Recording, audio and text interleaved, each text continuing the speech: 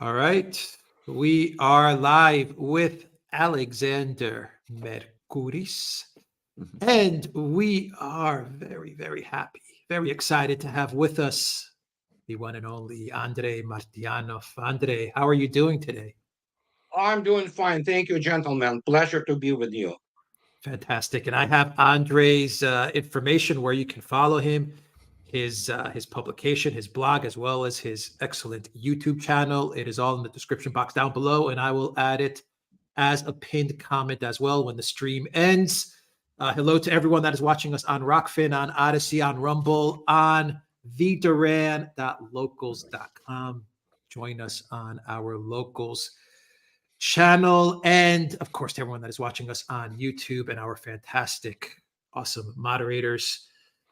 Peter, Zariel, long time no see, Zariel. And who else is moderating? Tish M. Great to have you with us. Tish M. And I think that is everybody that is moderating at this moment. So, Alexander, Andre, let's discuss why, after 2 years, the collective West still can't figure out how Russia is going about this conflict. It's pretty amazing that we're 2 years into it and they're still scratching their heads, stuck on territorial gains and stuff like that, while Russia is just playing on a different level. Anyway, Alexander, Andre, get to it. Indeed, let's do so because, of course, with Andrei has been writing, but of course he knows the Soviet and Russian military system very well. He was part of it. He was part of the Soviet armed forces. He's written with great erudition about the Russian military and about the Soviet armed forces and about the Soviet and Russian political philosophies and how they approach war and matters of conflict and leadership and economic organization and industrial organization, all topics which suddenly people are beginning to recognize are important. And he also has shown us in his various books that things that people are suddenly beginning to understand about Russia actually have long roots. They have deep roots. I particularly remember reading in one of his books accounts about Russian, Soviet, I should say, missile developments, anti-ship missile developments in the 1960s, far ahead of their time in the West at that time, and the way in which the Russians approach military planning and military thinking, the incredibly scientific and rigorous way they do that, and the way in which, in fact, the whole leadership and planning structure works in Russia. But well, he talks about Russia, but he also talks an awful lot about the West. And he compares Russian leadership, Russian thinking, Russian strategic thinking with that of the West as well. And he doesn't just look at Western political leaders, which he does, and which we all do, but he also looks at the political system here, how it works, the educational system, particularly the higher educational system, and the results which it produces, the various conceptions which inform it, and how this also shapes the military culture, if it can indeed even be called that. Russians might find it difficult to understand Western military cultures if one, from the perspective of their own. So he sees both sides. In effect, he's written about both sides, and he's written about both sides very, very intelligently.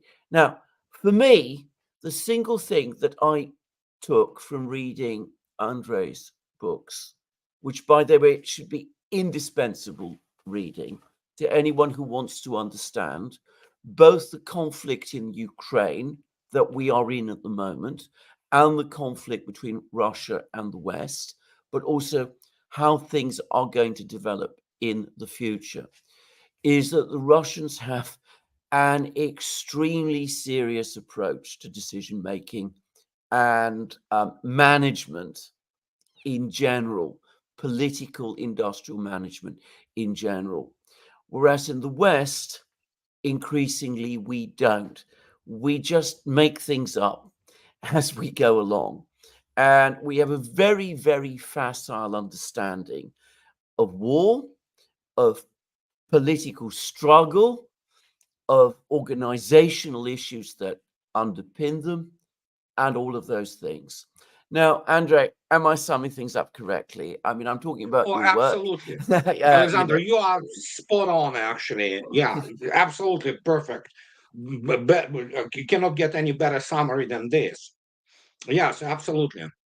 But yeah, my fourth book, actually, because obviously it touches largely on special military operation, and we already have people of serious inclination, so to speak, as already Jacques Beau, Colonel Jacques Beau, for example, who already wrote a book on that issue, and he addressed really what has to be addressed.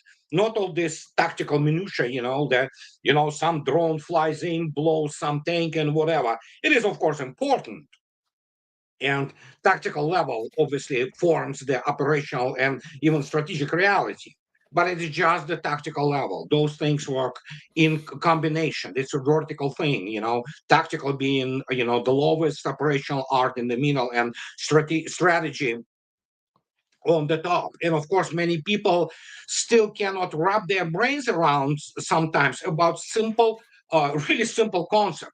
There is a military strategy as the tool of the state strategy, because the state, the nation itself, through its institutions, political institutions, are operating on the level of which would be called today geopolitics, and so the military strategy, and the military is just a tool.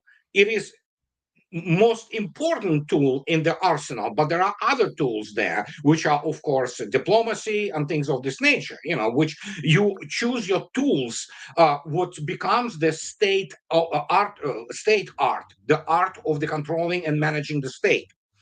And that's where we have problem, because I live in the West. I, in many respects, is the Western man, am the Western man, and we have the situation with the elites. I mean, dramatic. I mean, catastrophic, really. So, and we have the precipitous intellectual decline in the last 30 years in people who come to power, including military power, people who run militaries. And evidently, they are in the rut, and they cannot be extricated from this rut because they continue to live in this delusion. And in my book, I call it the effect of the echo chamber. And the problem is, it's not just the people within the echo chamber which are in trouble. It is the echo chamber itself. And that's why it's historic in nature, because it's absolutely it's completely detached from the reality. And as the result, as Alexander correctly stated, we can talk now about the strategic miscalculation. Miscalculation on the historic level. We're looking at, once a millennium, or at least once half millennium event, which brought the West already to its knees. And how it will develop from there is, of course, the matter of speculations and, just trying to make forecasts, I would say. What is it? What I wonder sometimes is this, because of course I was born in the 1960s, and for the first half of my life, political leaders who led the West at that time were people who had lived and been shaped through the Second World War. They had been very heavily, I mean, they were imbued with the experiences of the Second World War. Many of them had actually fought in it, and some of them had had leadership positions in it. And then what started to happen in the 1980s and even more in the 1990s is that cohort of leaders began to leave the scene. They died out, they retired, they disappeared. And the people who replaced them had never known serious war at all, and had never been challenged to make serious political decisions either. And it's like, a very rich family built up under an enormous amount of hard work, and it's taken over by rather feckless, ill-brought-up children. And they're sort of squandering away the inheritance. It has, for me, something of that quality, and the kind of adolescent way in which some of our leaders talk and appear to think, and the writing that you read in the media, which is of course part of the political system, it has that quality also. Like the adults left, but the children who took over never properly grew up. Infantilism is not a bug, but a feature of the modern Western elites. Apart from them being very uneducated, and well, some of them are illiterate people downright. I mean, it's just that. And in terms of Russia, Alexander, as you, I also was born in the 60s in Soviet Union, no less. But we definitely remember the combined West differently. Even in the Soviet Union, apart from the art and culture, which was, for example, like Polish culture and Hungarian rock music, you grew up with the French, Italian cinematography, for example, British comedies, So it was kind of like a very interesting, kaleidoscopic, bright world of people who, through the art and culture and other means, you could see that these were people of some quality, let's put it this way. Today, what you have is like yesterday, Maria Zakharova was responding to this so-called rear admiral as one Mr. Kirby. I don't know how the guy became rear admiral. I mean, and the point is that some of the commenters in my video left a wonderful comment, beautiful. Just he said there is a lot more rear than admiral in this guy. And he was talking about the fact that about comparing Russians with the manure salespeople who put a lot of manure in their mouth, and because Russia obviously pointed out to the connection between the United States and London to the situation and to the terrorist act to Crocus City. I understand Mr. Kirby could have been really upset about this, but the problem is those people, they don't have class, like this Congressman Volberg.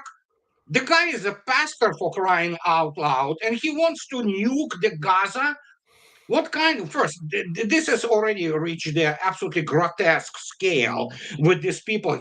This is the pastor, all right?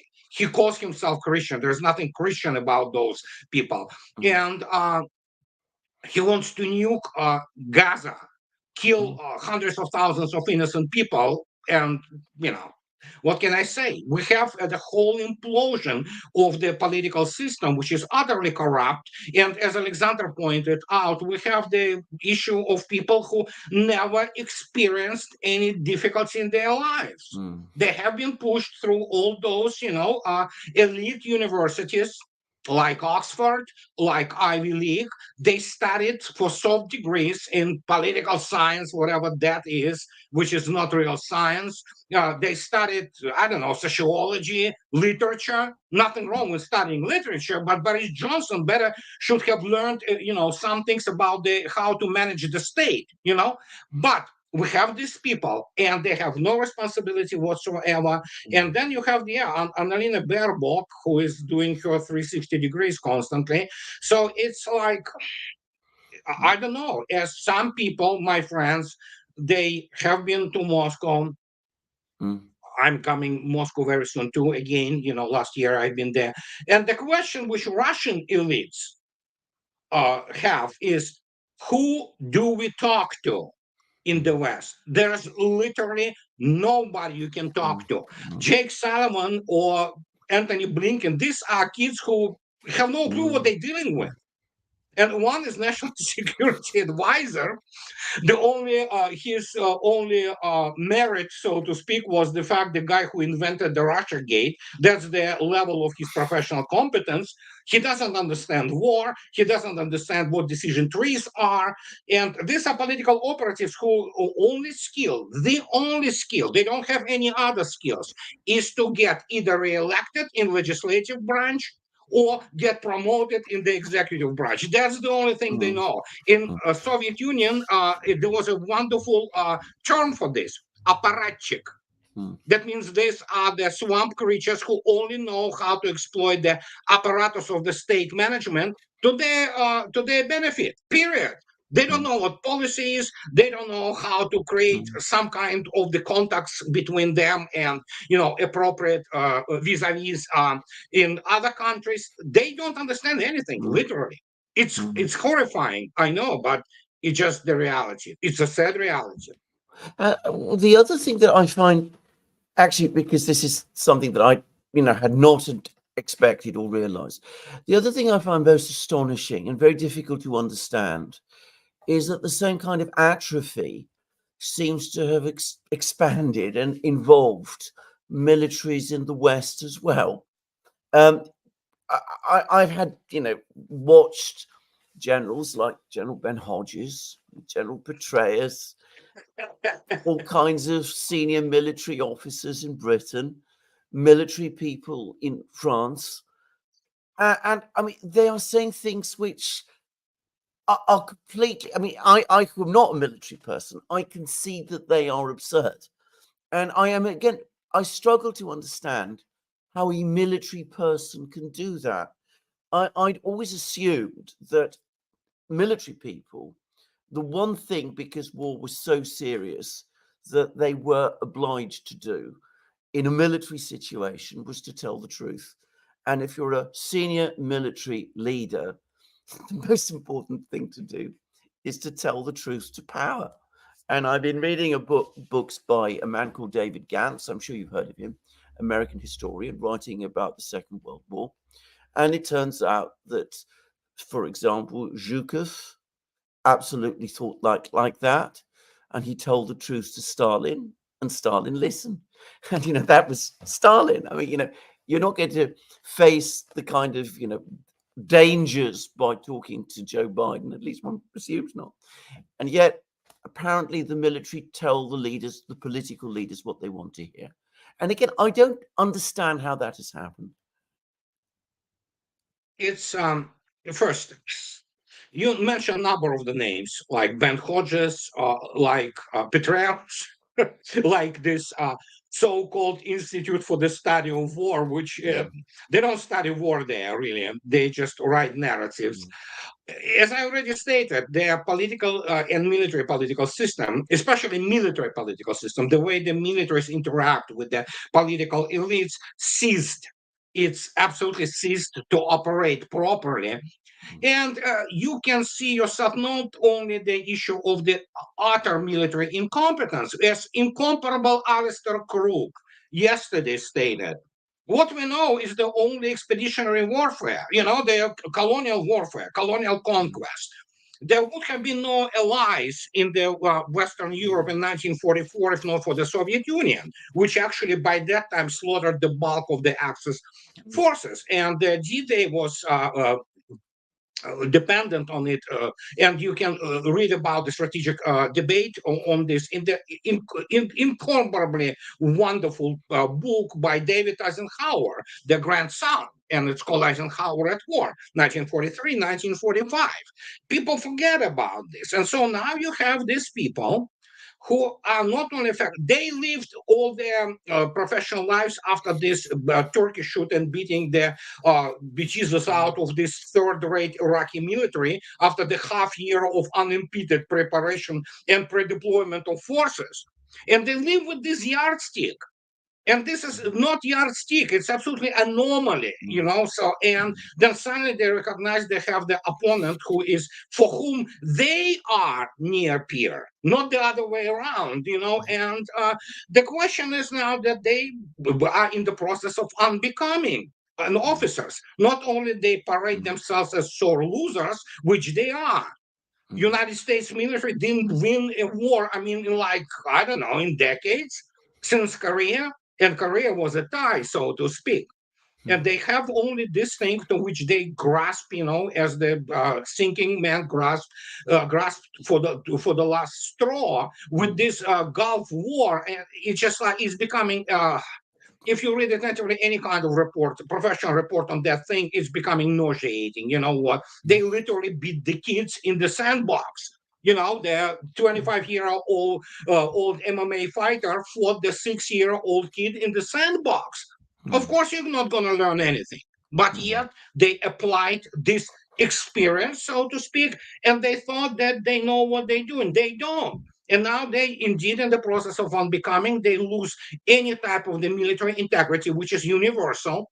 You cannot imagine a Russian senior or any kind of officer who would go out on the record as Mr. Miley, former chairman, chief of, joint chiefs of staff, uh, went on record when he stated that no Russian should ever go to bed without the fear of having their throats slit.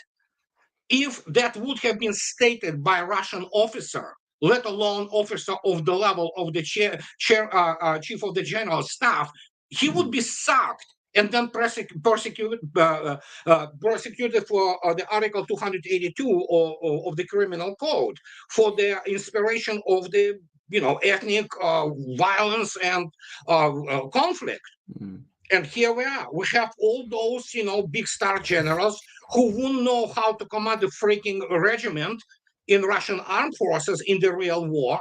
And they have these issues. They have the personal issues. These are the issues of acute professional envy. It's jealousy, plain and simple. And because the United States never fought anything like this in its history, and what they observe now, and I'm not even talking about Ben Hodges. Ben Hodges compiled in May of 2022, when actually for the first time when the special military operation started in earnest. It didn't start in earnest before Boris Johnson flew in on behalf, obviously, of the United States and sabotaged Russian-Ukrainian negotiations in Istanbul. So it was the end of April when the special military operation started to basically develop into what we observe today, because everybody understood in Russian side that the West will be participating by much more than just merely political support. And so we have now Mr. Ben Hodges, who came up that time with the report, allegedly military professionals, about Potemkin Russian army. Apart from the fact that Potemkin myth is a myth, it was created in the West to basically ridicule Russians. What they ascribed to Mr. Potemkin never happened, actually, with him creating some kind of illusions to impress his lover, Catherine II. So, and when you read this, you have to ask a question: how professional those people are? Those people. I mean, those people come across as really people who are very close to amateurs. Honestly, they get into the issue of we get the some tactical trick or minutia, and we apply it to the whatever the military thinking they have. There is an issue with Western militaries. This is TOE, Table of Organization and Equipment, which is from 1980s and 1990s. The whole NATO, militarily and military-industrial complex-wise, is stuck in 1990s. Today is 2024. And then they suddenly have this paradigm shift, and they see what is happening, and the only thing which is left for them, they lie. That's the only thing. They lie to their bosses, and they lie to themselves. Well, I've come to the view that top military commanders in much of the West are simply members of the political class who wear uniforms. I mean, that's really all they basically are.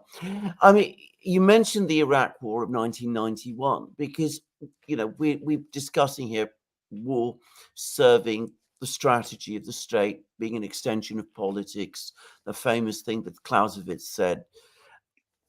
Well, I think in some ways that is a good example because the United States, and I remember I lived through the 1991 Iraq War very well. It never really set out a clear strategy. It was going to liberate Kuwait, which is a tactical thing, but there was never any clear idea or explanation of what it would do beyond that. Would it stop? In which case, some kind of reconciliation, some kind of an understanding with the government of Iraq would have made a kind of sense. And perhaps that, from position of, tough-minded, realpolitik, whatever you think of Saddam Hussein, would have made a kind of sense. Or alternatively, did they go further into Iraq, try to change the government there, declare war, have some conception of how they would change the political geography of the Middle East and what their own objectives would be if they did that and how that would serve their own interests? But they never did this. They never set out a clear political strategy. Instead, what we eventually got was a series of very badly thought out adventures hatched by a very small group of people within the US government who decided everything in secret without discussing it with anybody, without talking to the expert community, such as it is. And about the Middle East, there are a lot of experts. Alistair Crook, whom you mentioned, I would classify as one. And the result is a series of catastrophic adventures, each of which has turned out hideously wrong.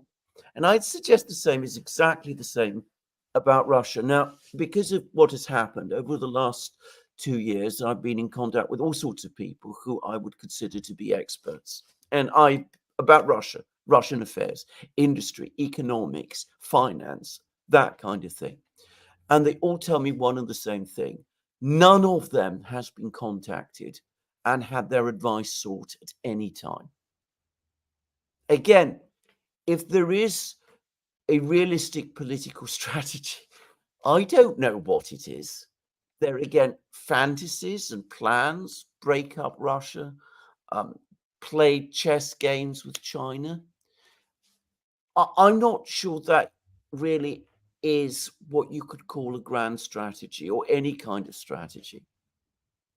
And it is the utopian quality, the amateur quality of what passes for strategic thought, which in my opinion is so much of the problem. I get the sense in Russia it's completely different.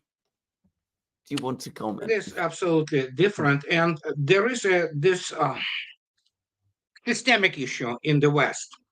When you look at how indeed military and political class interact, there is no real interaction. The Pentagon are the yes guys, those people who do understand operational and even strategic issues. And this is the middle level of the planners, those colonels, brigadier generals, people who deal with some kind of operational planning. Evidently not very well, but still.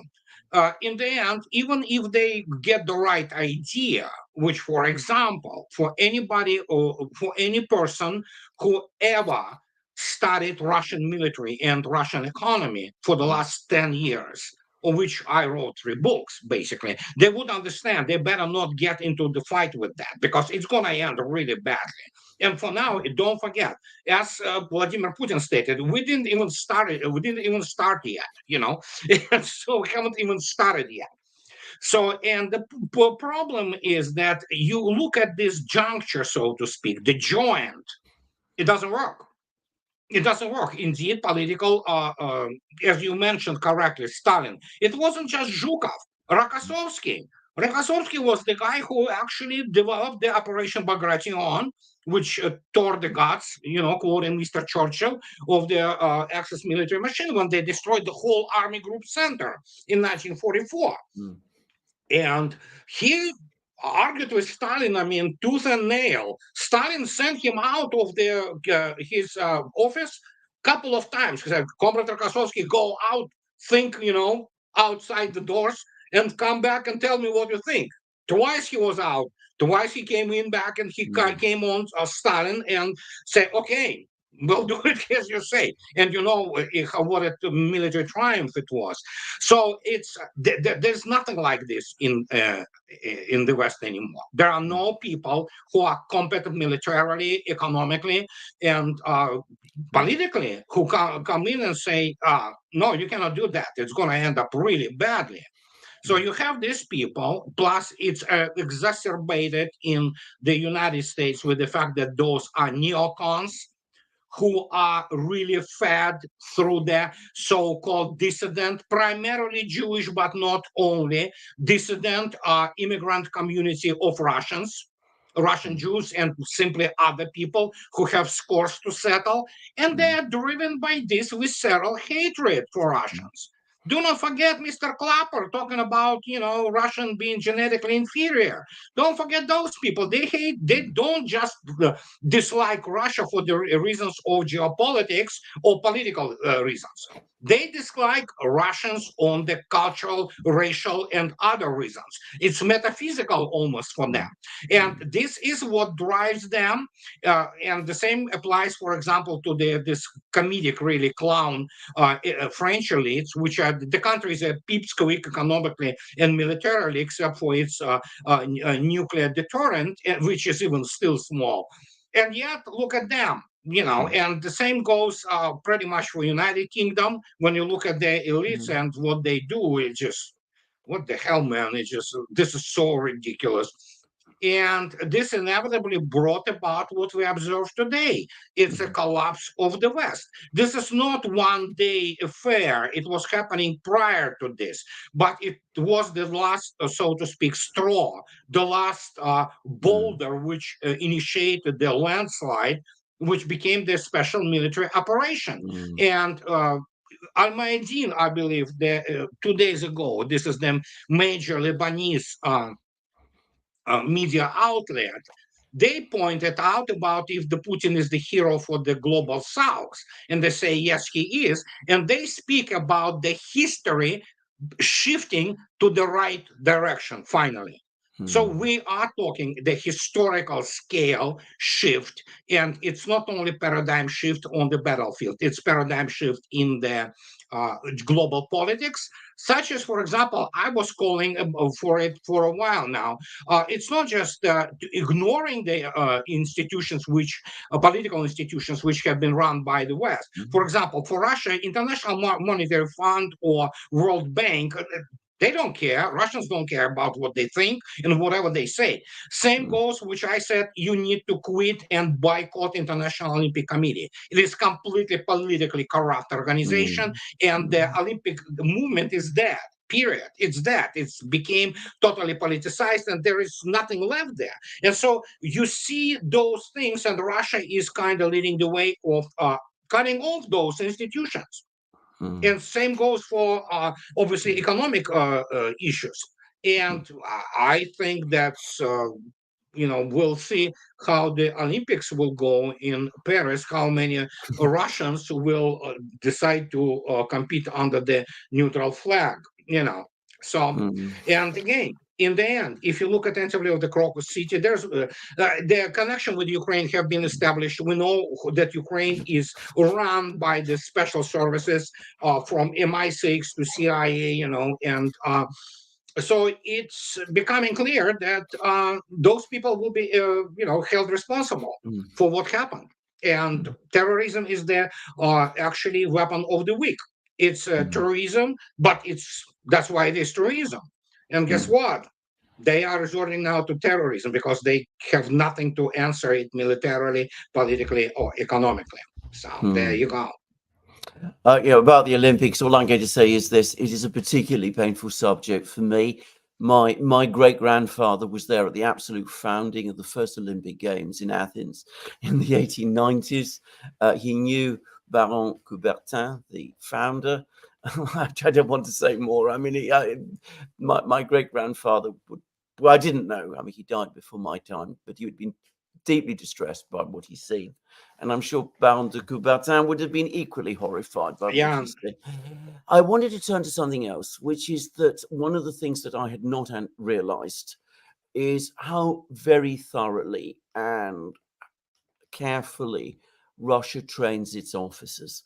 Now, there are multiple levels of schools, or so it seems to me. There's the sort of first tier of schools, like, combined arms schools for infantry people. Then there's a sort of higher level of school where you take a kind of MA type. I'm not going to use these academic titles because I think that might be misleading. But anyway, higher level schools that you go back further up.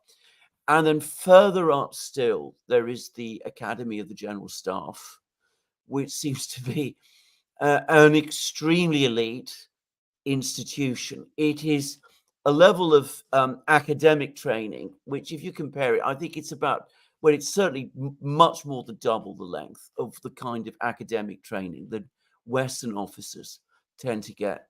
And I get the sense that it is highly rigorous as well. Now, presumably you went through at least some parts of the system, and you will have known people who did also come through the system. I mean, is it as rigorous and as demanding as it looks to me to be? And I should say, I've looked at some of the maths part of the syllabus, and I've actually shown it to a friend of mine who teaches maths at Cambridge University. And he said, this is incredibly difficult. And I said to him, you do realize this is for standard officers. It is not for the artillery, for example. Am I right? I mean, is it really as rigorous as that? Yes, it is extremely difficult academically. Do not forget that when you entering, I graduated with Naval Academy. It is 5-year long study, which amounts to 6 academic years in the West. You graduate with the undergraduate degree in military science and graduate degree in engineering. Russians had this wonderful, which they returned now back to it. It's called specialist. No bachelor's, no nothing. Specialist, and then the higher level. So, yeah, that's what you study there. It's extremely rigorous engineering, military engineering training. And of course, you study the overall military sciences, like, for example, the theory of operations. You study all other things on the level of tactics and some basic introduction into operational planning and things of this nature. You are graduated a lieutenant, and of course, you are very inexperienced. You go out and you begin to work your way up. Once you get to the level of the, let's say, staff of the brigade size formation, or you become the, let's say, battalion commander, you have the path now, apart from other things which you attend still while you are serving at your initial officer billets. You have the ability to get into what is also coming back now. It is very, very remote analog of the U.S. War College. Any kind of war college, air war college or naval war college, because they are 2-year educational organizations. One number of my actually classmates graduated that, and one actually taught there. He has PhD in military science. And this is 2-year-old course, and this is that prepares you to the command of the brigade level and higher until you get to the division level and higher, and then suddenly you have to go to the Academy of the General Staff, which also is about 2 years. So by the time you are done with, which still you're not done, but you actually completed as the operational and strategic level officer, you had at least 9 years of education, academic education. It is extremely rigorous in terms of mathematics and physics because you need to understand the mathematical apparatus behind the operations. And of course, you need to know the physical principles on which weapon systems and command and control systems operate. And this is a lot of math, physics, all those like system integration, you know. So my specialty, the same as specialty of anybody who graduated with our faculty and in my case, 1985, or the specialist in gyro inertial navigational complexes of the strategic missile systems.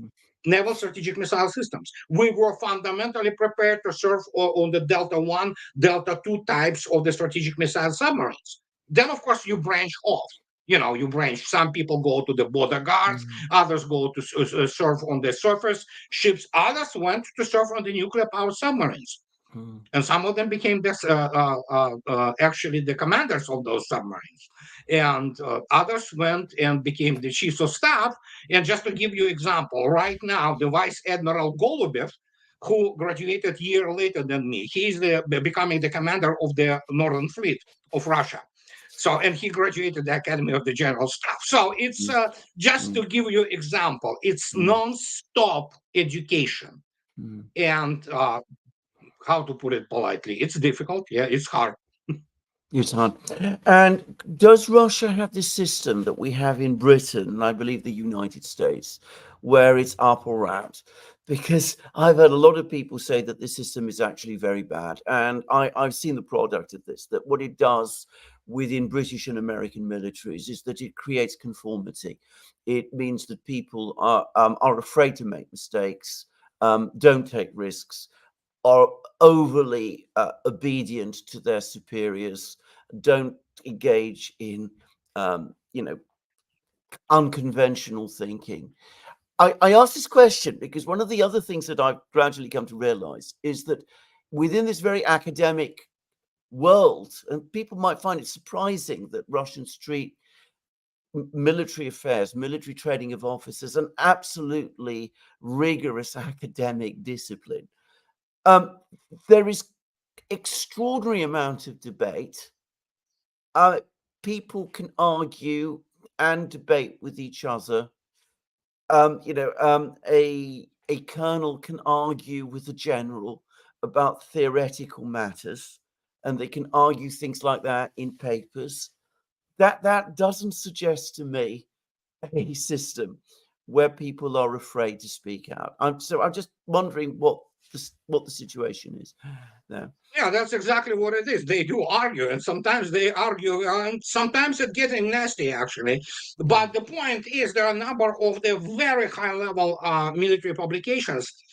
Top of them being, of course, legendary Военная мысль, Military Thought magazine, which, for example, CIA and DIA in the United States read vigorously. If you look attentively at those magazines, and you have a range of people from lieutenant colonels, who are professors and PhDs in military sciences to generals writing things about it. And much of it is extremely mathematical. Obviously, nobody who would argue about Markov chain, process, for some strategic planning, and things of this nature. It's like it's very mathematical. It's very mathematically oriented. And Lester Grau, who wrote before Colonel Jacques Baud did it, he called it Russian Art of War. Colonel Lester Grau, who is the scholar in Russian military, in 2016, he wrote The Russian Way of War. You can easily download it from just, type in Yahoo or Google it, and it will be there. And one of the points he makes about that, Russian officers are not afraid of math. The fact is they think constantly mathematically. You have to. Your operations are mathematics. And some of it, obviously, calculus, and most of it are differential equations. So you have to understand, you have to know you are trained to be what is called to have develop the ability to recreate or the time-space picture of the battlefield. You cannot create it by just merely reading some historical documents, however important, or just learning some, for example, field manuals, which are extremely important, or operational directives and operational manuals. It's not just enough. You need to understand what is behind that. That's what is studied in military academies. You study the physical essence. And if you shoot something, you have to understand why you shoot it, how you shoot it, and where it has to hit. And this is math and physics non-stop. You are constantly subjected to this technological stuff, and it's end up like in our case and many other cases in military academies in Russia, in what will be called officer colleges, which are still way more advanced than any service academy in the United States. You are studying the physical mathematical essence of the warfare, and you basically, it comes down very much to the systems integration, very much so. So you understand how to how your weapons work and every aspect of them. Now, exactly. Now, can I again just to discuss to actually demolish one particular myth that I constantly see trotted out, that Russia has no warrant officers, that it has no cadre of professional warrant officers. I find this very difficult to understand why people say this, because I hear this all the time, but that clearly isn't the case. Can you elaborate a little bit about this? I mean, explain what a Yeah, praporshchik and all of that is exactly.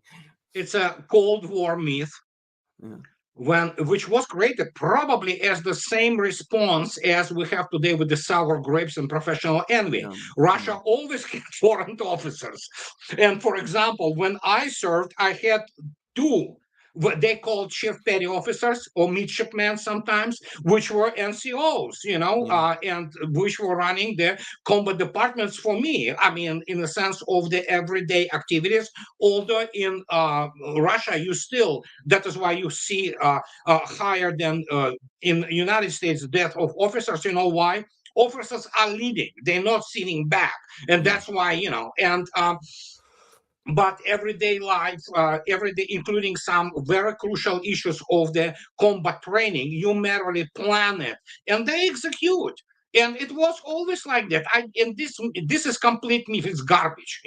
So yeah, and those people go through the what is called NCO schools, and considering the fact that even from this get-go, even today, the average physics, mathematics, and scientific STEM, what would be called STEM realm in Russian public schools, is incomparably higher yeah, than the Western schools. You already enter into something which is much more advanced.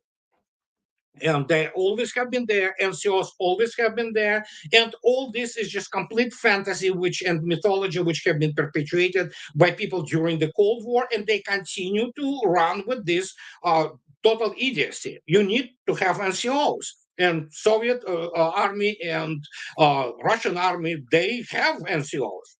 absolutely. I mean, again, I don't understand that. I mean, even Alex Vashinin, who is one of the more sane people around, in fact, one of the best people around in the West, seems to have this idea that Russia doesn't have a cadre of NCOs as the West does. And I mean, it obviously does. If you spend any time actually looking at both the Russian and Soviet armies, you immediately discover that if you look at the right sources, which of course people never do, then you quickly discover that of course they have NCOs. Now, coming back to this other, the main point that we're discussing, because we talk about how soldiers, the army in Russia, integrates tactics, operation and art, strategy. Is this something that is understood by the officers, say at this sort of level of lieutenant, major, lieutenant colonel? I mean, do they understand that they're working within a particular system? Because one of the things that I actually find very remarkable looking at the special military operation is the way in which Russian units are able to advance and then pull back and then advance, and there is retain coherence. There doesn't seem to be the kind of issues with morale that you would probably find if a Western army fought in that kind of way, because one gets the sense that officers and soldiers understand that they're part of a bigger thing. I mean, but how far does this understanding work down? Um, just you raised a very important question. Just to give you an example, when you graduate academy, which will be service academy, but it's much more advanced scientifically and engineering wise, you get out as a young lieutenant, you understand very little. I mean, in terms of you go in, you get on your initial billets, but the more you serve, then suddenly you begin to understand that at some point of time, once you get your senior lieutenant, which will be what, full lieutenant, something like that. I mean, it's a bizarre lieutenant world in between Russians and Western militaries. You begin to understand, for example, how your formation operates. You understand how the brigade operates, independent brigade. You understand how the decisions are made on the brigade level staff. You obviously cast them constantly, and tell them to go screw themselves, but you understand what they are after, because you are directly involved in the combat training routines. And of course, you execute your combat tasks. And then, of course, the more you go, by the time you reach somewhat the level of like I was XO of the third rank ship, you begin to understand how the district, for example, works in general. So, and you understand why and how and what they are pursuing there, what are the what is called operational coefficients. For example, like the coefficient of the operational strain, there is such thing is called the, you understand how the combat patrols are planned, you understand how the weapons are designed for whatever the reasons. And by the time you become the staff officer, which I had the chance to serve for about half a year as the staff officer on the brigade level, then suddenly a lot of things become oh yeah, wow, I see that. And you begin to look at the judicial part of the issue, especially when it comes to considered in relation to the what was called naval units of the border guards of KGB USSR, which today they called Coast Guard, but Soviet Coast Guard was extremely militarized and was using all Navy ships. So it's pretty much was Navy onto itself. But operationally, in case of war, it would have become the part of the Soviet Navy anyway. So that is why you have pretty much very little difference except for the everyday operations. And when you begin to look at this, you already, by the time you are a mature young officer, you can see basically where it all goes, and you begin to recall what have been taught to you in academy while you were studying. But one thing when they teach you on those departments how it all works, and then totally another when you suddenly live within the system and you understand it. Well, guess what? Our Naval Academy. Do you know the second name? I know many thousand people who graduated it will now say, "Oh yeah, man, it was called Sistema, a system."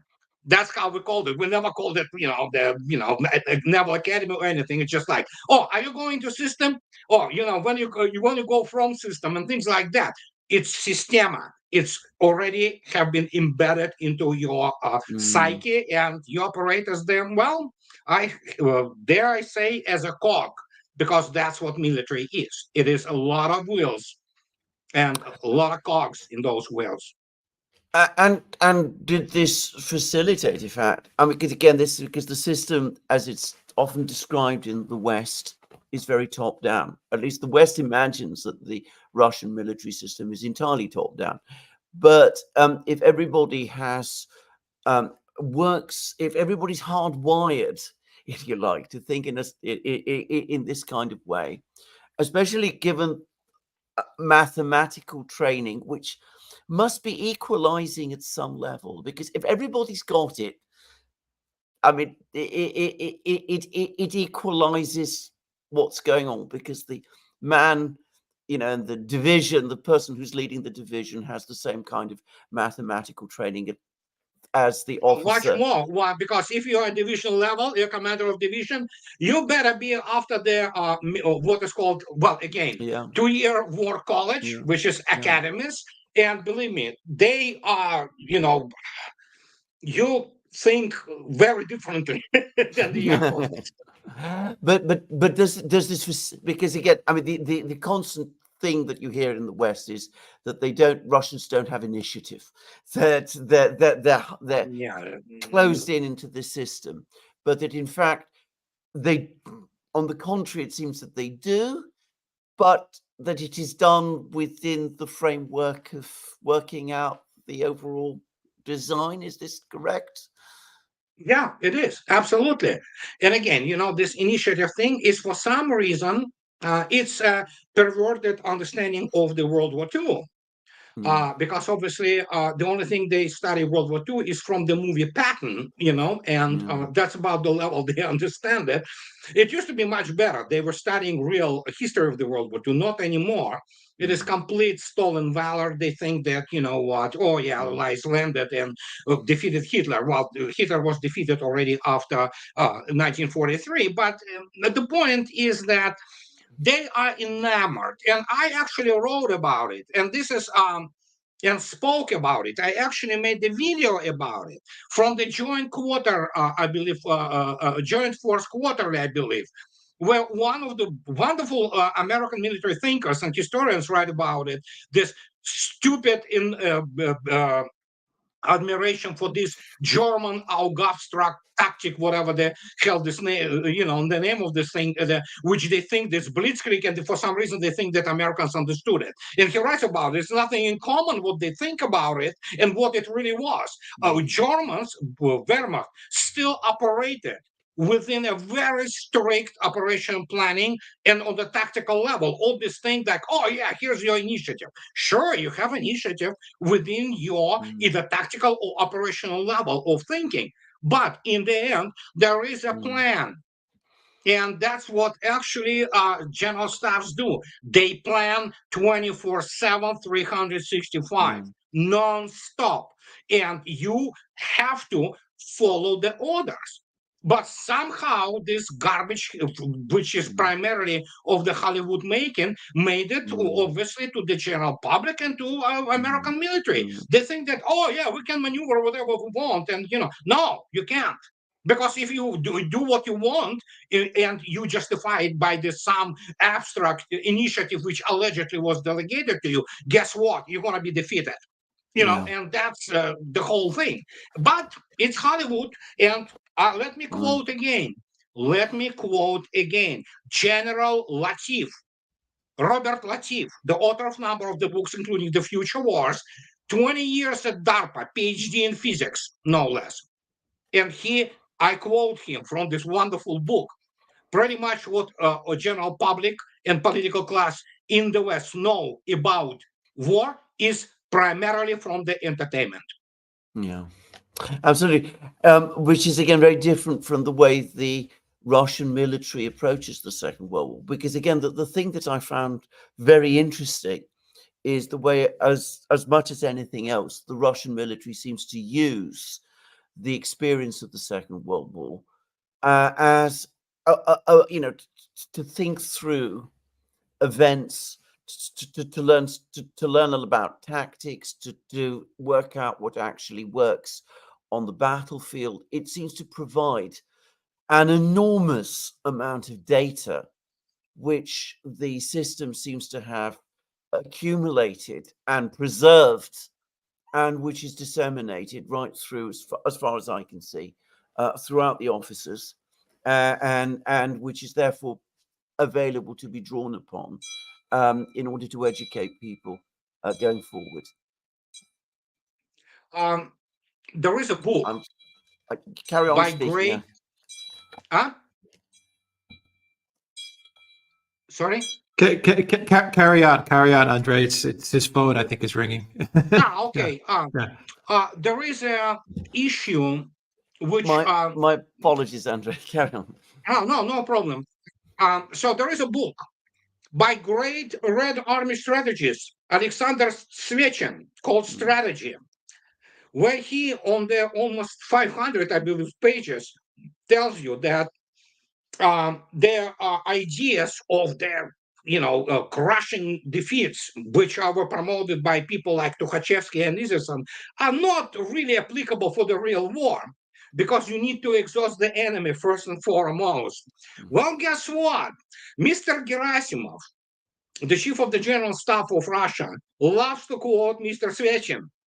And when you look attentively at the special military operation, you have those people, you have those American and British generals who still live in this Hollywood world that, oh yeah, we're going to move, those pincer movements. Well, you know what, guys, the real world doesn't work like this.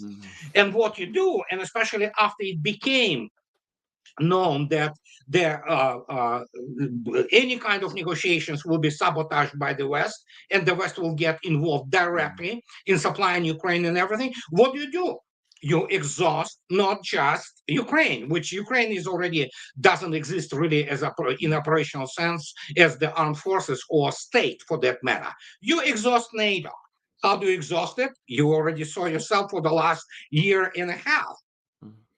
And this is not the type of the warfare Western militaries like, because they never fought one like this. And they don't understand how it works.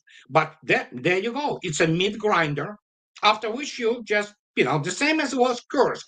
Take the Battle of Kursk.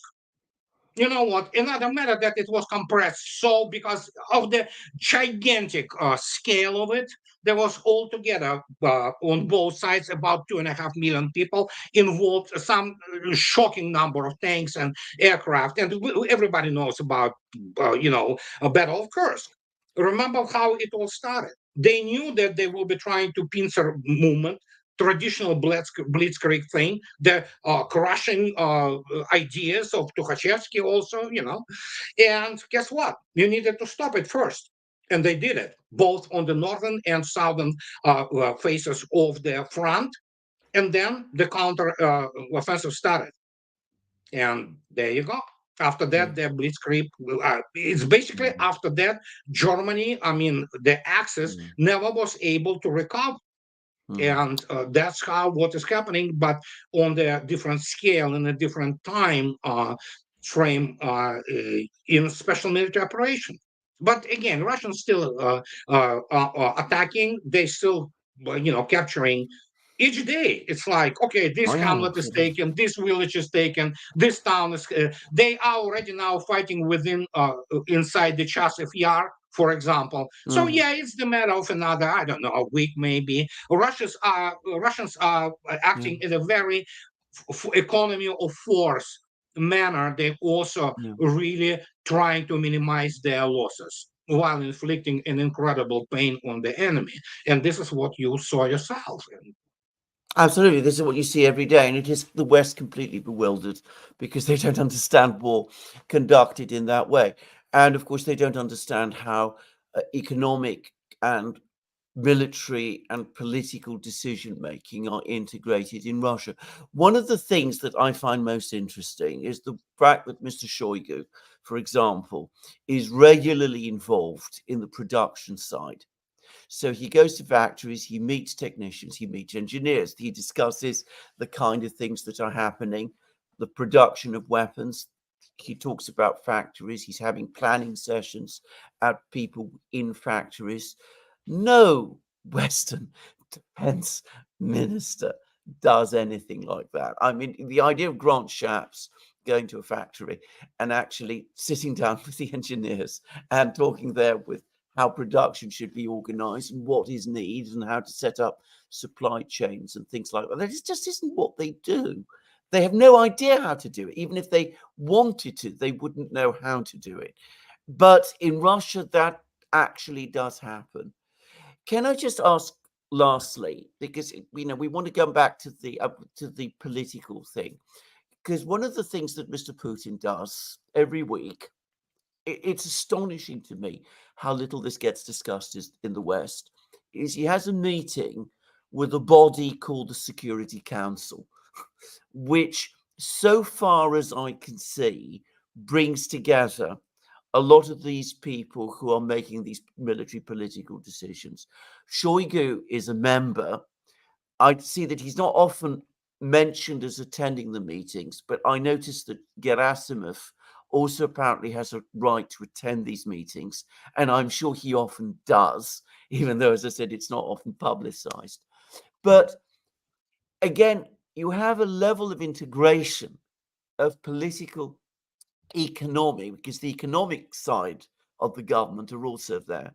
The industry ministry, the finance ministry, they're all present in this place. The military are also there. They all meet every week and they discuss and they talk about things. And am I right in thinking that this is where the major decisions, the big strategic decisions, the grand strategy, if you like, the political strategy which the army executes, that's really where it's planned and worked out? Oh, absolutely. You are absolutely correct. It is Security Council. Mr. Shoigu is being defense minister. He is the permanent member of the Security Council. Mr. Gerasimov, being chief of staff, is temporary, as they call it. But what has to be understood, and I actually wrote about this in my latest book. When it comes out, you can see what I specifically elaborate on this issue. If you take, for example, American chairman of the Joint Chiefs of Staff, he also is the part of National Security Council, temporary, and obviously in advisory role. But there is a critical difference between, for example, Russian chief of the General Staff and chairman of the Joint Chiefs of Staff. Chairman of the Joint Chiefs of Staff is not a planning figure. They are, Joint Chiefs of Staff are merely coordinators, so to speak, between the operational planning of the services. They have Navy, you have Air Force, you have ground forces. All of them, they have their own operation planning, which obviously should go through the Joint Chiefs of Staff, and they will try to somehow integrate it. They've been dreaming about this so-called joint force for decades now. They still are not able to do it. But in Russia, chief of the General Staff and the whole central apparatus of the Ministry of Defense, and that's what is different.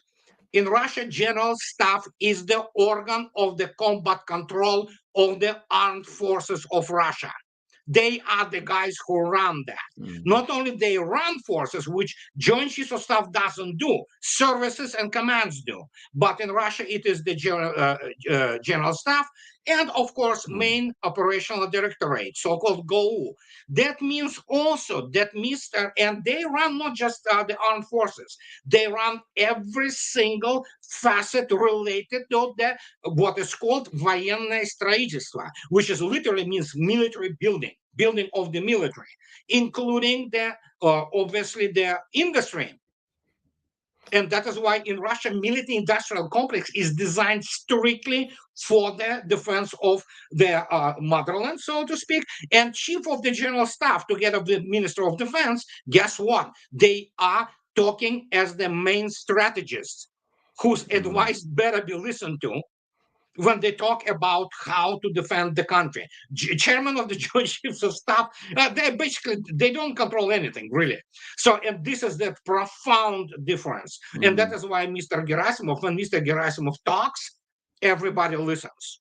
Because, of course, he comes also from the position, not only the main chief strategist of Russia, military strategist, he also comes through as second half of the Russia's massive intelligence complex, part of it being SVR, which is the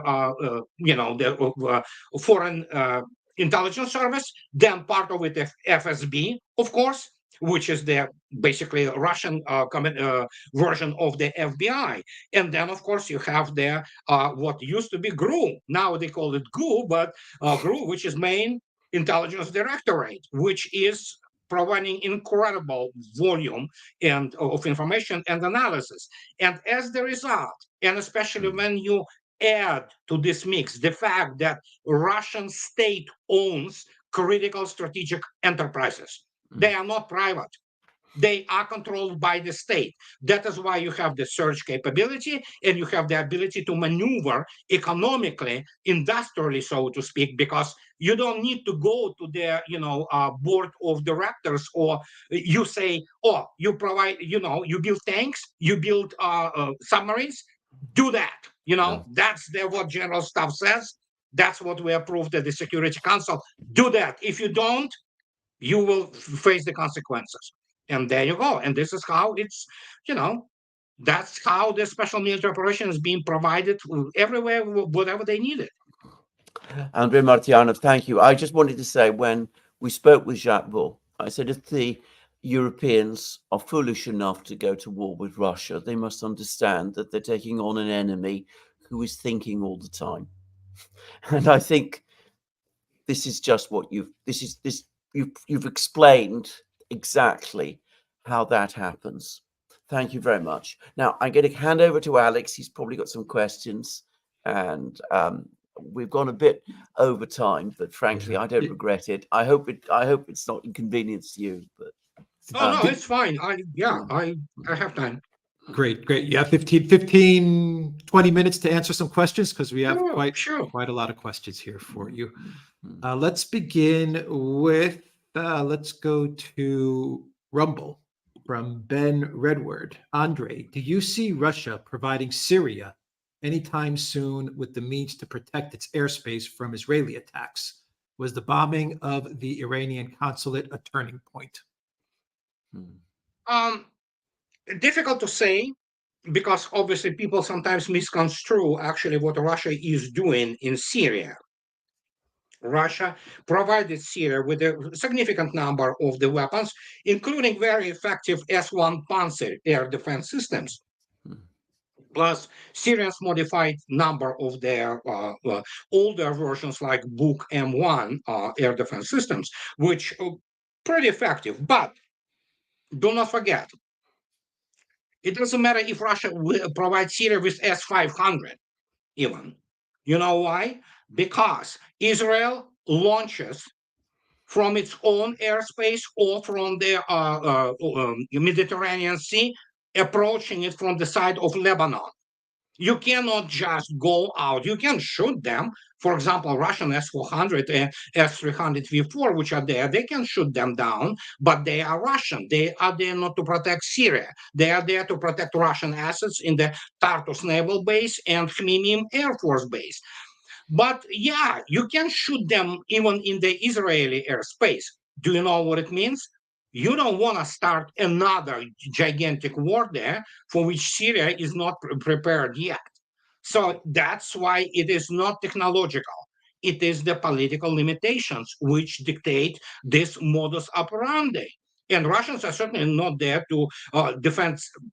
Obviously, they, by the virtue of presence, they do defend Syria in many important respects.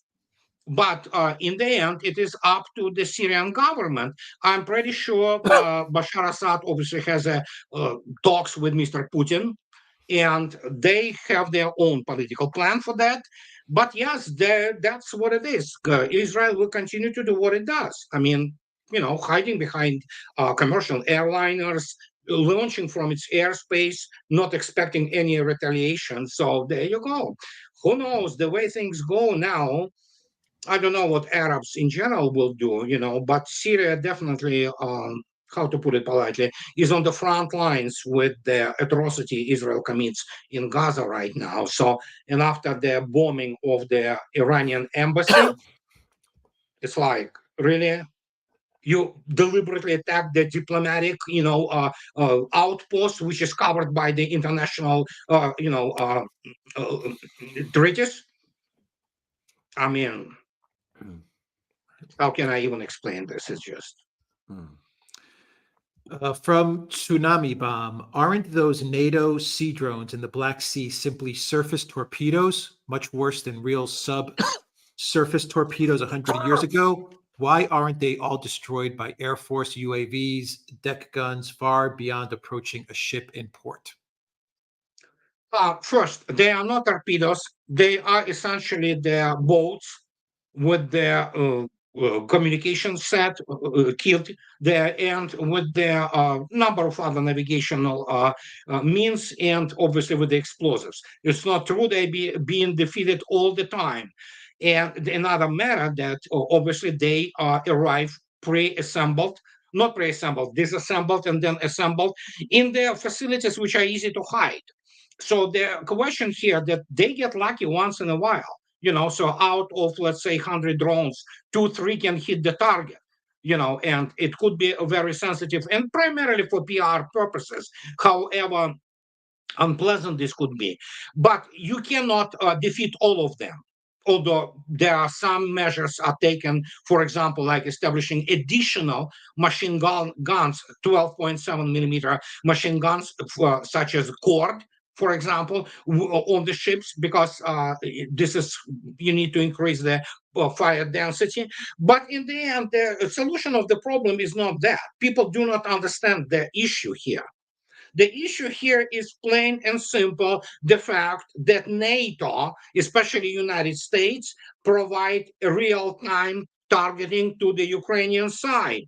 and nothing you can do about it unless you want to start World War III. Russians can easily shoot down RC-135 or AVAX or P-8 Poseidons, which operate over in the Black Sea. But you cannot do this because they operate from international airspace. It's Russians once sent the message when they kind of pour some fuel on the MQ whatever, the Reaper drone, which crashed, and there was a hysterical reaction on the part of Washington. But this is what it is. It's not the real war for the West. If it would have been real war for the West, then those assets would have been shut down, including the fighter planes, which often escort them. And after that, they would lose a very most important tool, which is involved in this type of operations of those drones. It is targeting. Because once you don't have targeting, once you don't know where your target is, it doesn't matter what you have. And that's the issue. But in the end, I think so. Once the Odessa is liberated, there will be simply the closure of the shore for Ukraine, and they cannot operate those from Romania and Bulgaria because it will be the attack immediately on the NATO countries. Not that really Washington cares about Romania or Bulgaria, but they know they better not do that. For them, Ukraine is a great, how to put it politely, the great path to bite Russia, through here and there. Well, it happens, but a liberation of Odessa and cutting Ukraine from the Black Sea, that's the solution. Right. From Ben Redward, Andrei, how close is Russia to being able to shoot down any and all nuclear weapons fired by NATO, thus allowing it to avoid the need of using such weapons in self-defense? Oh gosh, it's a very serious issue. And actually, Larry Johnson also elaborated on that, and I elaborated on that, and some other people. The issue here is Russia already deploying the first line S-500, which is fully capable to defeat the intercontinental ballistic missiles, or other MIRVs, multiple independent reentry vehicles. S-550 also is online now. And then you have the full-blown, what is called ABM, anti-ballistic missile, and anti-hypersonic weapons system, which is called A235 Noodle. It's all in place. And I believe what next thing which is coming up will be the ability to defeat a massive attack, serious attack, multiple independent reentry vehicles. And I'm not talking about even 10 or 20, probably way more than that. And that represents the strategic shift for the United States, whose first, United States doesn't have really operational anti-ballistic missile system. They have those GBI and all what have you, but these are, in terms of their air defense and anti-ballistic missile defense and hypersonic weapons, United States not even in the same league with Russia. It's a cold hard fact. So at some point of time, yes, there will be development, which is coming, I think, which makes, how to put it, reduces their credibility of the U.S. strategic deterrent to a very low level. In other words, they will be able to penetrate most important facilities, including decision-making centers, by attacking Russia with ballistic missiles. And that will represent a new reality. That is why, for example, the United States wanted to, haven't been against signing the START treaty, but they also want to have the access to Russian industries for inspection, quote unquote, of whatever the means will be coming up online soon. No NATO country has anything comparable to S-400, let alone S-500, let alone S-550. Nothing, not even close. And they know what is coming. That is why they're desperate. From Agu, Russia is focused on action while the West is focused on words, but it seems Russia underestimates the importance of shaping the narrative. How can Russia do better to get its message across? Russians don't care what is being told. That's what people do not understand. I understand it's going to sound really rough. And again, don't forget, I myself live in the United States, but here's the issue. Russians don't care what the West thinks. They do. So that's what people do not understand. For the first time in history, and believe me, I'm old Cold Warrior, the Russian people look at the West and Westerners with contempt. That's what people do not understand. They don't care whatever Westerners think. They don't care what kind of feelings they have for Russia, because it's Russia is done with the West. Yes, Vladimir Putin stated a few days ago that we don't have nations which are unfriendly. We have unfriendly elites. But the point is, whatever you do, as Peter Tolstoy, the great grandson of Leo Tolstoy, and who is member of parliament, speaking to French TV a few days ago, when being French, this is very French thing. Oh, why you Russians don't like us? And he said, why should we like you? You supply weapons to our enemies. You want to kill us, and you want us to like you. Just go screw yourself. So there you go. And you know what? In this case, as once Mr. Lavrov stated when responding to CNN guys a couple of years ago on the press, and they say, "What do you think about this?" And say, "Where are you from?" Say CNN. Oh, just make up whatever you want, right? Whatever, because you cannot talk to West. Period. There's nobody to talk to. From Paul Walker, Russian Admiral Alexander Moiseyev has been appointed as the commander-in-chief of the Russian Navy. Britain is arguing over beards for soldiers. Okay, well, beards are important issues, believe me. I know we argued with that too, So, and they were allowed by regulations, but there were some requirements for beards, so you could have the beard, but it's a very specific type of the beard. So, and as for Alexander Moiseyev, he was a commander of Russian submarine forces, an extraordinarily experienced man. So, and Yevmenov is already tired. I mean, it's the age. He has to go.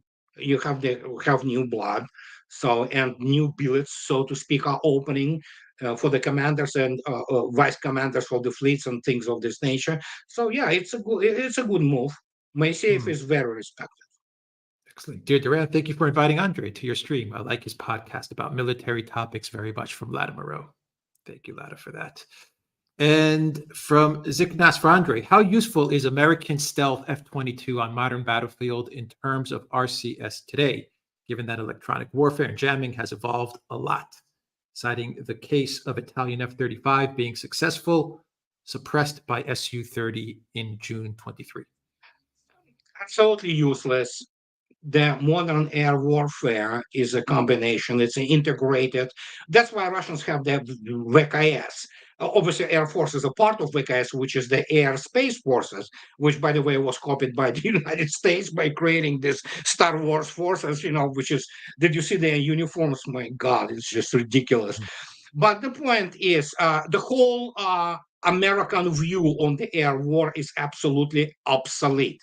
It doesn't matter what, there's no stealth anymore. What you have the low observability for some range of the frequencies, but the modern battlefield, especially modern air defense battlefield, and especially early warning system, they operate on what is called net-centric principles. They fuse their data, which also happens to be, and they conduct what is called probabilistic analysis of their targeting.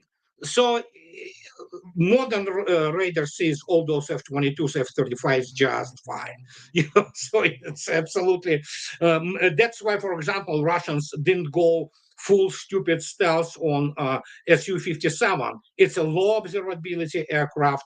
And then again, when you have R-37 missile, air-to-air missile, with the range of up to 400 kilometers, and you can actually what is called operated within combat cooperative engagement capability, which means what some other people can guide it, not just but it's actually shoot and forget thing. But So yeah, it's not the air war which United States think it can fight. It cannot. Right. From T. Adams, is it likely Russia will now massively disable Ukraine's critical infrastructure in order to collapse the Kiev regime asymmetrically and avoid the need for big military moves westwards? Yeah, possible. Russia is already doing this. The Russians already had enough with whatever is left of this regime. So the destruction of the critical electric infrastructure is number one, obviously, because it obviously paralyzes all kinds of issues with the lines of communication, moving troops, moving transports, and things of this nature. And again, Ukraine have been doing this terrorism against Russia for a while, so it's about time for payback because many people do not understand that. Not many Russians view Ukraine today as brotherly nation. So, you know, And Sayer wants to know the same thing. Does Andrei think Russia has started now in light of the recent targeting of the power production plants rather than distribution? So I think you answered that. Marika wants to know, what are your thoughts about the hyping by the West of Yulia Navalny as the potential Russian president in waiting? um, you know what? Nobody cares what rats do in the dumpster. I mean, you know, she's nobody. She is stupid, and she probably was already kind of, cheating on him while he was, still there, in the West. So it's for tabloids, Let Daily Mirror deal with this issue, okay? That's the level, okay? Serious people not gonna talk about this. I mean, it's just complete trash. I mean, it's Andrei from Zariel, why did you choose the name Smoothie X12? okay. Gosh, yeah, it has nothing to do with OnlyFans. Because if I would have the fans only, whatever OnlyFans account, I would break the industry and it will go bankrupt. But the point is that at some point of time, it was a long time ago. I believe it was, I would say, 17 years at least. On some military forum, I needed to do the login and registration. And so I go, Andrei Martyanov, Andrei G. Martyanov taken, Andrei M taken, AM taken, and so it was whatever I was putting in, it was taken. And at some point of time, after 20 minutes, it's like really, I mean, so I go on smoothie taken. Like okay, and smoothie was like, what the hell, just let me do it. Smoothie X taken, smoothie X1 taken, and the frustration smoothie X12, bang. There you go, smoothie X12. So I wish I could be, and now you know what, this thing stuck to me now, and what can I say? I always explain to people to whom I give my email that I don't do porn. Okay, please, it's just the way it is. Let's keep it like this. And yeah, it's became kind of moniker now, and even trademark. Some people say. All right. You have time for a couple of more, Andrei? A wrap Sure, up? All sure. right. Fantastic. Fantastic. Tisham wants to know, Mr. Martyanov, can we be certain that all that has been revealed during this SMO, that Mr. Putin and Russia will never trust the collective West? Yeah, it's over. It's over. I mean, Russia is done with the West, the collective West. Russia will gladly open, which she does, open arms for Westerners who many of who moved to Russia. For example, Maria Zakharova, a year ago, she went on record that there are tens of thousands of applications from Germans, and not from Eastern Germany or Russian Germans. We're talking like Germans from Munich, from Hamburg and all that.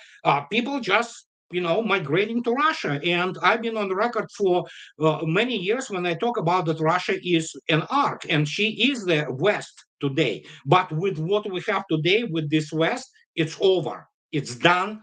And many people say just erect the wall between us and them. There's a good follow-up question to that. 1 second, let me find it. From Sancho Relaxo, considering the bleak economic horizon, any advice for Soviet expats in the US feeling the tug of going back to Russia, even after decades? Well, it all depends. People ask me all the time, "Do you want to go to Russia?"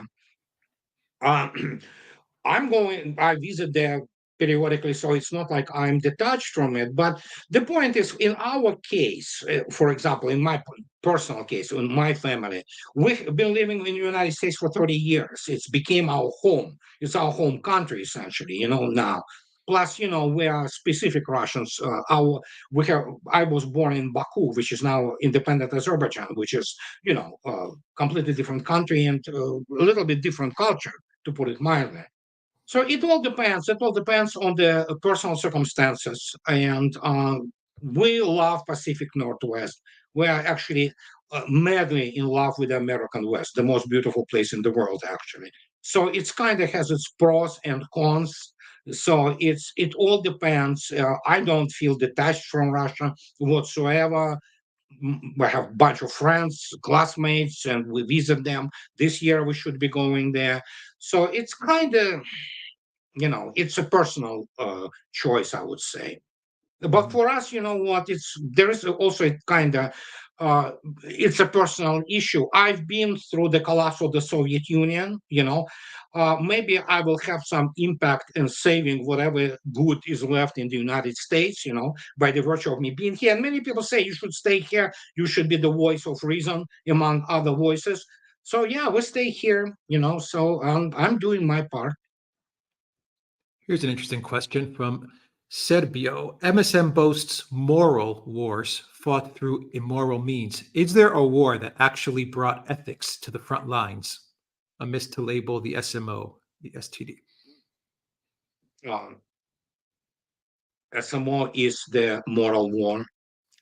And even the World War II, the Nazism, its face was so horrifying that, it was the moral war in many respects, especially considering what Nazism was trying to accomplish, basically committing genocide on many levels. So that was a moral war, absolutely. Stats Terkel, great Stats Terkel, wrote in 1980 what is called the verbal history of the World War II, and he called it the book called The Good War. He called it the Good War not only because it was good for the United States, while the whole of the world was laid in ruin. The United States actually was prospering, and but it also because there was indeed a very good understanding that fighting against Nazi Germany was absolutely a good war in terms of morals, because the evil on the other side was so explicit, so into your face that yes, it was a moral war. Hmm. Political trauma. Do you think that one of the reasons Macron is behaving like this has to do with the situation happening in Africa? Macron pushes for the European army to finance his fights. Yeah, that's a part of it, absolutely. Apart from this guy being nothing more than bank teller and having no any skills in life except for marrying who knows what. So and other than that, yeah, that's his ideas. I mean, the guy still pretends that he's some kind of Napoleon, but my gosh, the guy is. I won't trust him to mow the lawn in the front of my house. I mean, the guy is just. It's pathetic.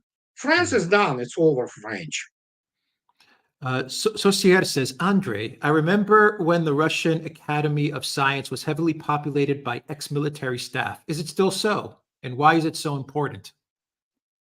I mean, if you're talking about Russian Academy of Science in general, I mean, yeah, there are some military people, absolutely, and there are a number of the very serious military scientists who obviously developed the not only weaponry but also the overall move their science ahead, including the developing of the new physical principles of the weapons. And as such, they are academicians. But I mean, I would say that there are so many. There are some, from what I know, but primarily there are many people who are civilians, but who are tied to the military-industrial complex.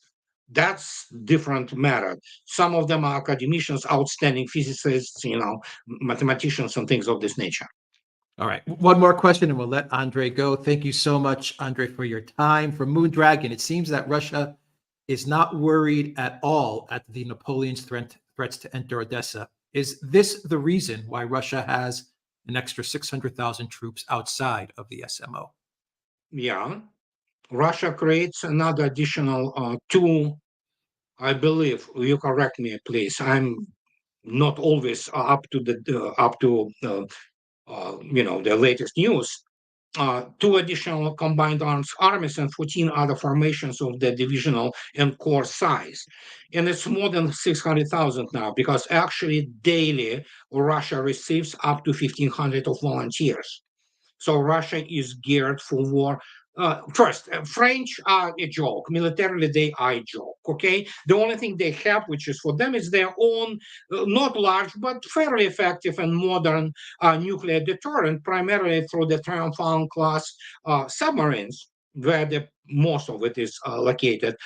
But combined arms, please, I mean, just not even serious.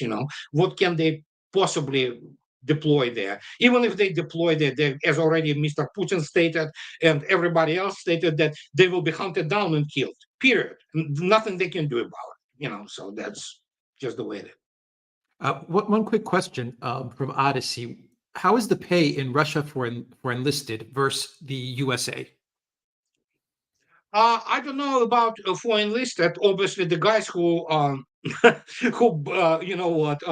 burn Challenger tanks or Abrams tanks, they are awarded handsomely, so like up to $100,000, which is 10 million approximately rubles. There are even jokes about it, because they started to blow those Panthers and all the leopards and what have you in the industrial quantities. But I know about the officers.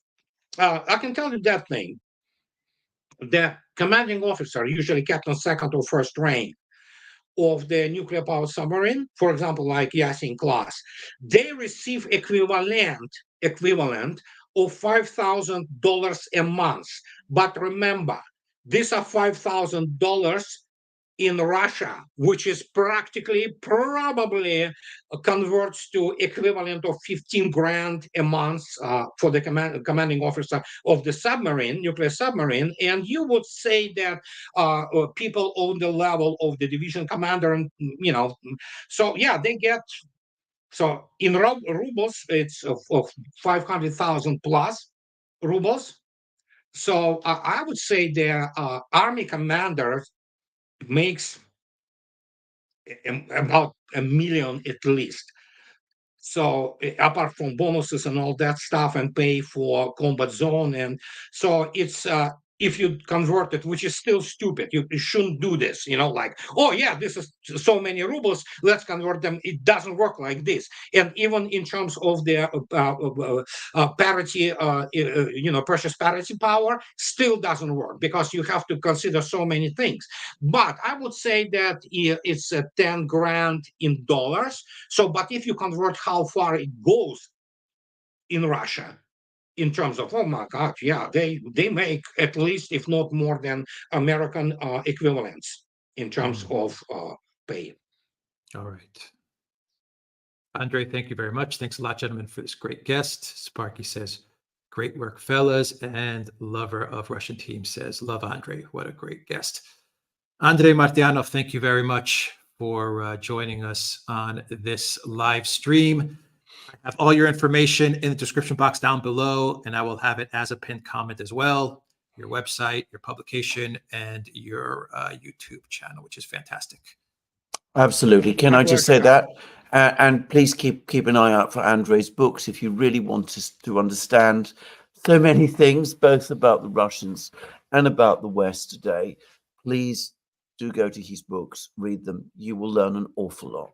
When is the book out? One more plug for the new book, Andrei. I cannot even say its title yet, but I think so. Once we're done with editing, now actually it's in the editing process by my wonderful editor at Clarity Press, Diana Collier. Once she brings her edits from my Ranglish into proper English, so and I will accept them. Obviously, I will. And not only that, there will be obviously some discussion of the political and military points. And once that is done, it's a technical work pretty much. You need to do the what is called the bibliography and index. That's about it, and then it goes into print. And that's when basically comes up on Amazon and other platforms. So, and you will know, I will tell you guys. Fantastic. How about the idea of foreign supporters of Russia being allowed or called upon to join the army war effort? Any thoughts on that, Andrei? Many are. There are a bunch of, actually, there are wonderful British guys fighting for Russians. There are Americans fighting for Russians. There are a bunch of many goodwill people. Again, those are Westerners. Russia will, meet and is meeting with the open arms. Like this, another very popular. There are Australian families, Canadian families moving in. So it's a, how to say it.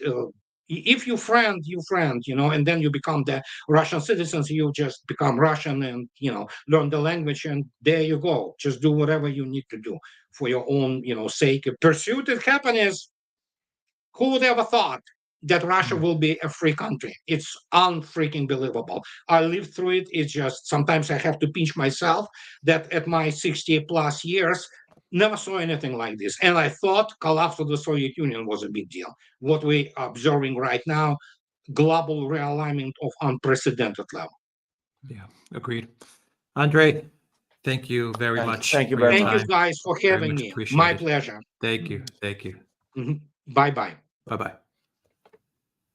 All right. Wow. A lot of questions for Andrei. Great show. Alexander, Yep. you've got the energy to answer the remaining questions? Absolutely. Yeah? All right. Jerry, welcome to the drag community. OG Wall says, good evening.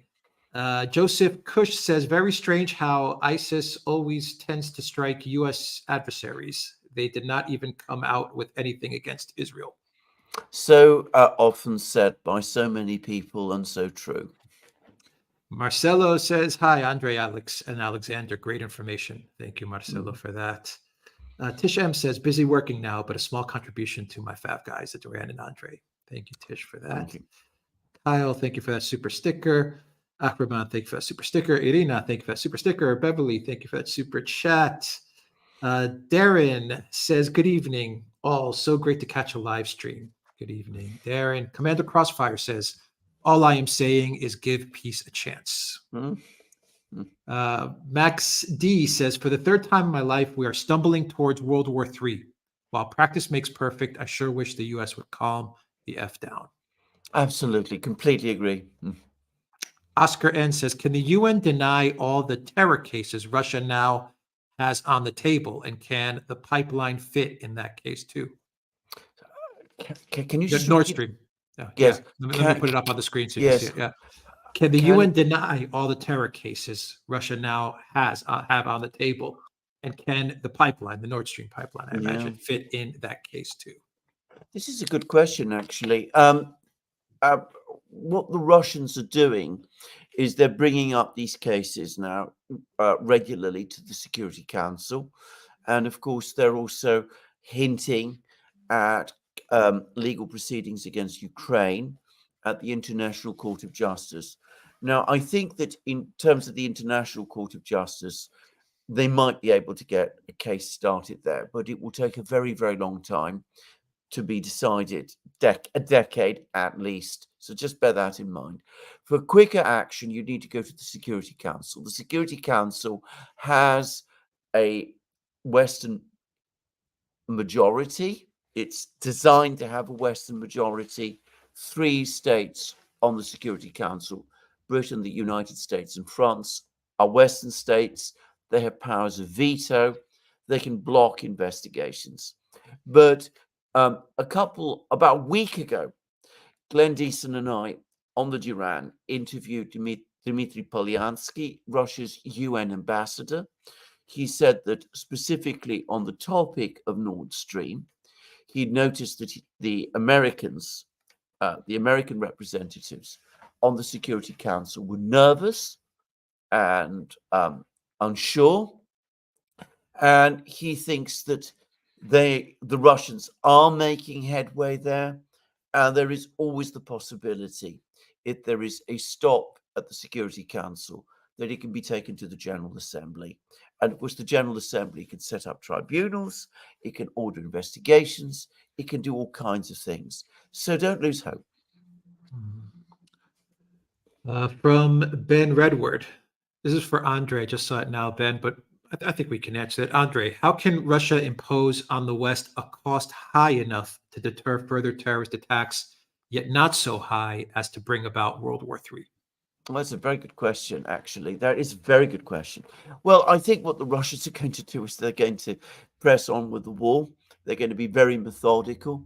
They're going to embarrass the West by releases of information, and they will use their extremely skillful diplomatic corps, their foreign ministry, to rally international support. And that does have an effect. May not be obvious and immediate, but it does work over time, and it puts pressure on the West. It means that Western officials become embarrassed. It means that when Western diplomats go abroad, they have doors shut in their faces, or they have difficult confrontations with their hosts. Things like that start to happen, and that is not to be underestimated. And I don't just mean, people, not speaking to each other. It means that contracts, for example, for big infrastructure deals or arms deals, things like that, start to go differently. They start to go to Chinese companies or Russian ones or whatever. So it does have an effect over time. Zariel says, thanks to Andrei for being here with us. Mm-hmm. Thank you, Zariel, for that. From Rockford, from Geoha says, not a mention of the Iranian embassy hit in Syria in the New York Times. Does that actually work as censorship? I made exactly the same point in my latest program, which is now appearing on my channel, that there was clearly some kind of direction not to talk about this, because it was the same with the British media. I think one newspaper, I think it was The Guardian, briefly had it as a headline, and then it came down almost at once. And it was extraordinary, this astonishing event, an attack on a diplomatic building protected by the Vienna Convention, the killing of 2 generals, and it's barely news. I mean, it tells you so much about the state of the world today. Yeah. Thank you for that question. From Commando Crossfire, pie in the sky, but the state of Israel should be reformatted into the Union of the Levant with a joint Palestinian-Jewish government under UN supervision with security guarantees by Arab and US. Win-win. We might end up there if there's ever a negotiation. How do we get there? That's the challenge today. Let's see. From Adam Platz, diplomacy, the only game in the village. The way the West conducts it, yes. Now, there was a French diplomat, a man called Caillère, who was the chief negotiator of Louis XIV, and he wrote the first, and some still think the best, handbook in diplomacy. And he said duplicity, lying, is something a diplomat should never do, because it leaves poison behind. So there you go. John, thank you for that super sticker. Ricardo, thank you for that super sticker. Jeff, thank you for that super sticker. Adam Platz says, I switched off the 2012 Special Olympic opening ceremony when I learned Russia was banned. Not watched since. It's me, same here. Trevor Lynn, welcome to the Duran community. Peter says, you all should have Robert Amsterdam on. He's the lawyer defending the canonical Ukrainian Orthodox Church from the Zelensky regime and schismatics. That is a very interesting idea, actually. I remember Robert Amsterdam from previous times. That's a thought. Anyway. We should contact him, and we should also contact like Jay Dyer to talk about the Orthodox. No. Just the news there. I think that's a good topic that we should work towards. Yeah. Commando Crossfire says, Russia needs immigration to help prop growth, but reaction to Moscow Hall attack is to tighten immigration controls even against fraternal CA states. Was planned to sow discord among family of nations like in Ukraine? I think there might have been that purpose, but I don't think it will work over the long term. I think that, in fact, reading the latest assessment from the Russian central bank, it seems that Russian companies are succeeding in increasing their employment levels, and that suggests that more guest workers are coming. Now, it's important to understand these are guest workers. They are not immigrants. They might be able to apply for immigrant status at the moment, but they're going there to work. They're not going there to gain citizenship, and it is a much more regulated situation than they're just people turning up and taking jobs in Russia at the moment. So this is not immigration. It is movement to fill empty slots in factories and such places. Crusader General says a warrant officer and NCO are not the same. No, but in Russia, it's different. This is what's so confusing because Russian ranks don't necessarily correspond exactly to Western ones. Communism Incorporated says the problems with Western elites are systemic and enduring. Peace is the only sensible path forward for our increasingly interwoven global community. Nothing else is sufficient. Our leaders hate peace. I completely agree. Game of Chairs says, will Zelensky #5 be available in the Duran shop? Possibly. Game of Chairs, possibly. Death Dealer says, is the West still going to send F-16s to Ukraine, or did they finally realize that it was a terrible idea on their part? Well, they're saying they will send them. I think they will send them. I think it will be so embarrassing if they don't send them that I'm sure they will send them. I don't think anybody any longer has any doubt that this was a terrible idea. All those people who were saying, a year ago when this idea was first brought up in the United States and the Pentagon, this is a terrible idea, have been proved right. And they're going to be proved even more right when they turn up and can't operate from airfields and start getting shot down. JF, thank you for that super chat. Jeff says, yay, it's a smoothie. Thank you, Jeff. Ralph says, what is Andrei's opinion on the effect of Zelensky #5? It's a very strong effect. Ralph, very strong. Zariel, okay, we answered that. C. Hood says, very interesting analysis. Thanks, chaps. At large 47. Thank you for that super chat. Sparky says, sorry I'm late. I'll catch what I missed on the replay. Moondragon, we answered that question. Akash, we answered that. Sparky. Nino, NPC says, Andrei, if Trump gets into office, do you think Putin will work with him in mending relations? I think that he actually answered this question. He actually answered that. What are your thoughts, Alexander? I think that the Russians have no trust. I think that they will be extremely wary about any offers and proposals that come from the Americans. I think Donald Trump would have to work extremely hard to persuade the Russians to come round. I actually think, on balance, that that the only person who might be able to do that, though, is Donald Trump. Yeah, I agree. DS 1993 says, if by any case NATO and Russia go to war, who do you think is going to come to Russia's side? Well, depends on the war.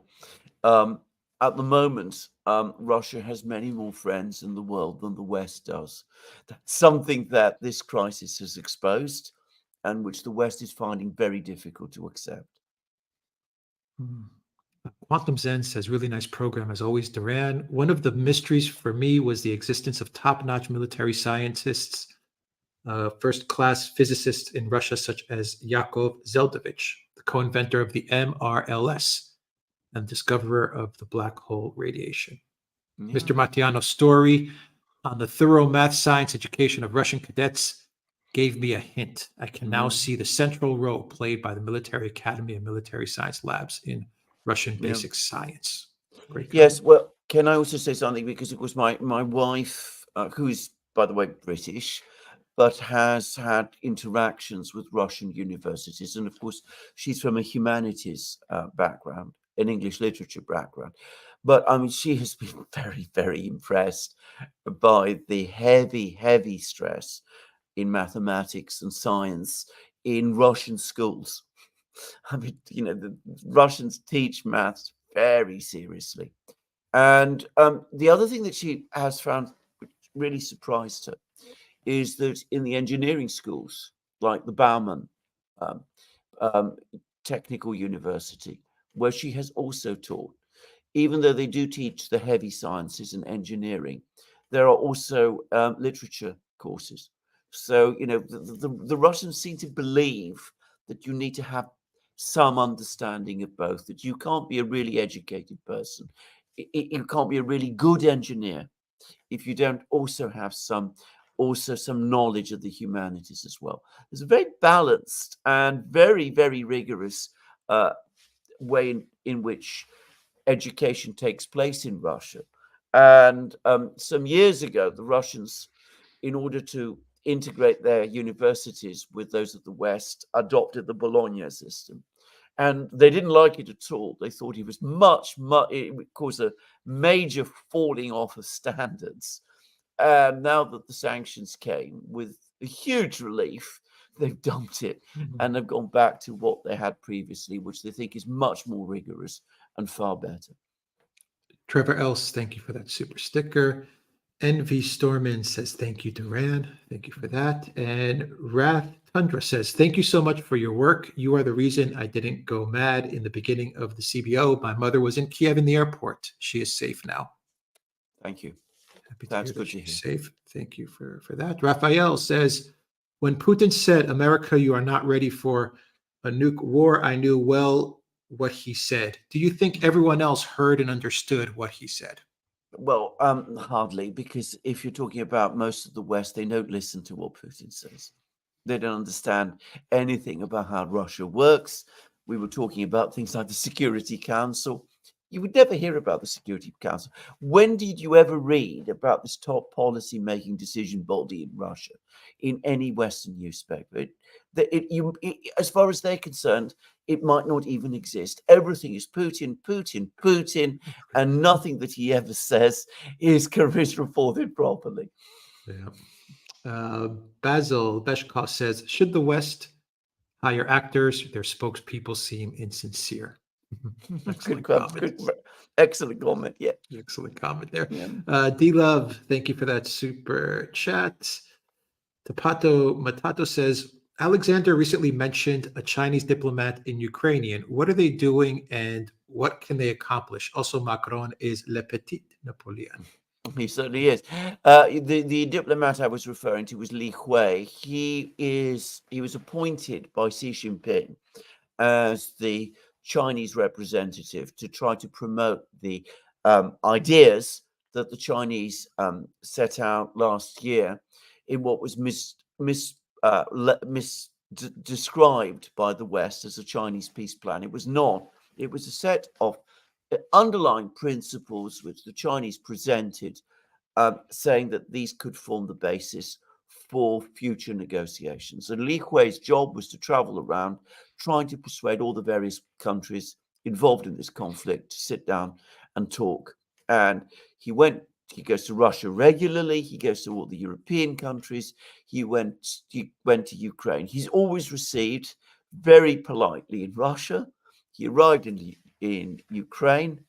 He suggested to the Ukrainians that they needed to sit down to the Russians and talk to them without preconditions. And he got a torrent of abuse directed at himself, with really awful things said about him publicly by the then Secretary of Ukraine's National Security and Defense Council, Alexei Danilov, who has since departed the scene. But Li Hui is there. He's a very hardworking diplomat. He's a constant presence. And perhaps, who knows, in time, people will listen to what he says. MindTab, thank you for that awesome super chat. Thank you very much, MindTab, for that. Elza says, even if the thought is flattering, is it realistic that Ursula will have to answer for ordering the jabs for the EU? Politico's reporting on it, which is Who interesting. knows? Yeah, I know. Who knows? Random name, thank you for that super sticker. Sparky says, make Israel Syria again. In those Ottoman Empire days, Levant Jews got along fine with their neighbors, whether Muslim, Christian, or otherwise. We discussed this in another live stream, I think. You made the Yes, same we did. point there, Sparky. if I remember Thank you, right. Sparky, for that. Yeah. Elza says, is the White House still collecting information about the attack on the Iranian embassy? What a different take compared to the attack in Moscow. Well, true. Yeah. Hmm. Well, Sparky says, denazify Israel. Basil Bechkov says, is it time to say the empire has no clothes? yes. I mean, that has been the most brutal effect in some ways in terms of geostrategic consequence of the whole Ukraine conflict, because it has stripped the West bare of so many of its pretensions. Its military looks inadequate. Its political decision-making looks hopeless. Its foreign policy has failed. And its economic and sanctions policy has failed. The emperor really does, it turns out, have no clothes. Joe Public says, is the new Israel in Rump, Ukraine a likely scenario? Is No. new Israel in Rump, Ukraine a likely scenario? No, I don't see it. I really don't. Zariel says, Trump walked to North Korea, so maybe, but I don't trust him. Well, he might do. I mean, he's talked about this before. Of course, he wasn't able to do it in his first term, sort out issues with the Russians, not for want of trying. And I don't think he's to be blamed in any way for the fact that it failed. I mean, the odds against him were, incalculably huge, ludicrously huge. Whether in the new conditions of a second term after the West has suffered a big strategic defeat in Ukraine, he'd be more successful. I really don't know. But it's difficult to understate the level of dismay with the West that exists in Russia now.